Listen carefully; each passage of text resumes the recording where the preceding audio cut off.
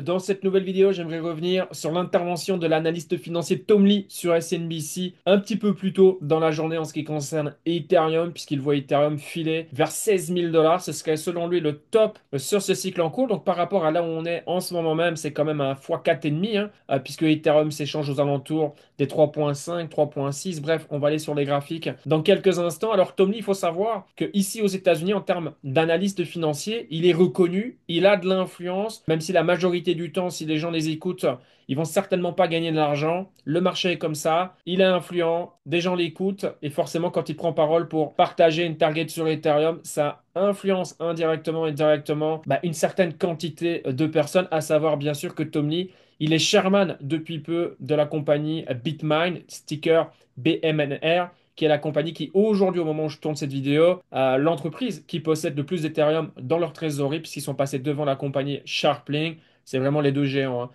qui se font la compétition pour être le MicroStrategy, le visage d'Ethereum, à savoir celui qui en possède le plus. Le but, c'est d'avoir 5% du supply en ce qui concerne Bitmain. Donc, voilà un petit peu pour planter le contexte.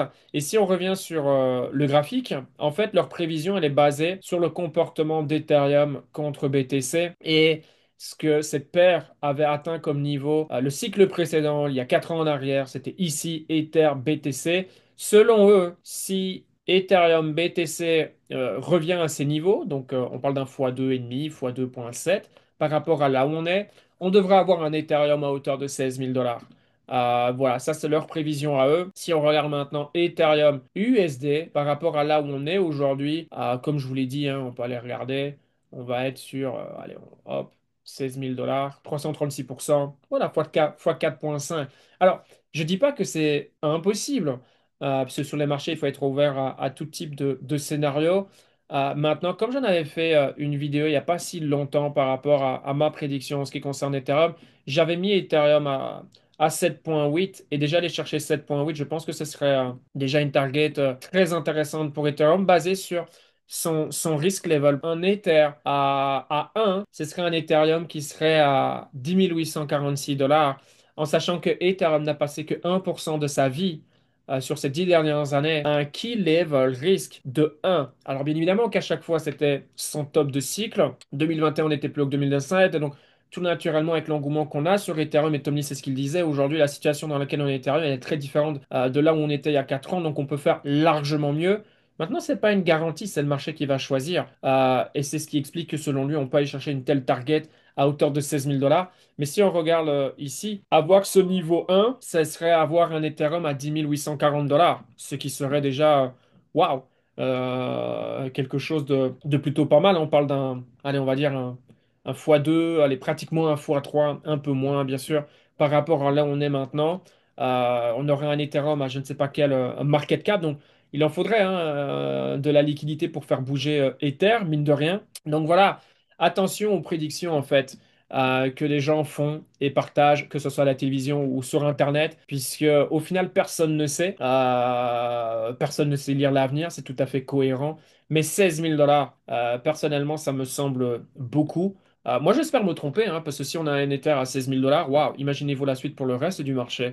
Mais voilà, c'était mon point. Il faut pas oublier que forcément Tom Lee, un Ether à 16 000 dollars, lui qui est chairman d'une compagnie comme BitMine, c'est littéralement un leverage play, comme on appelle ça. C'est-à-dire, si aujourd'hui tu veux prendre un petit peu plus de risques et bet sur Ether, tu peux aller bet sur BitMine, comme certains le font sur Bitcoin avec stratégie Michael Saylor. Donc forcément, qui va aller à la télévision et qui va partager des targets super intéressantes en ce qui concerne Ethereum. C'est naturel.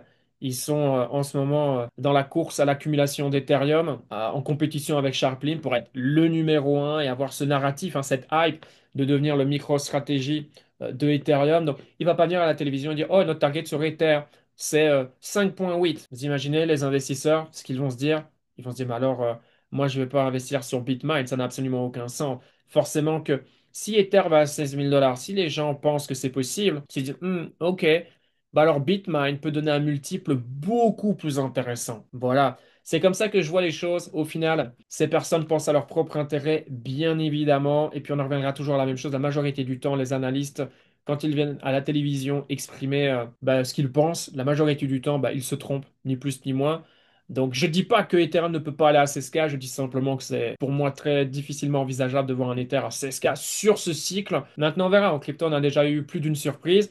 Si c'est une surprise sur ce cycle, bah tout le monde la prendra à bras ouverts parce que ça sera très positif pour le reste des altcoins. Mais attention, attention à qui dit quoi et dans quel but. Ici très clair, faire croire un Ether à 16K, c'est laisser la porte grande ouverte pour que les gens se disent, oh waouh, Bitmain représente une opportunité asymétrique par rapport à où on est, et peut-être l'opportunité du cycle en cours entre maintenant et jusque où, je ne sais pas moi, combien de temps ça prendra pour aller chercher le top de cycle. Donc voilà ce que je souhaitais vous partager très rapidement en ce qui concerne Ethereum et la prédiction de l'analyste Tom Lee sur ce. Prenez soin de vous et si vous aimez ce genre de vidéo, n'hésitez pas à mettre du like, ça fait toujours plaisir. Sur ce, à la prochaine. Ciao, ciao.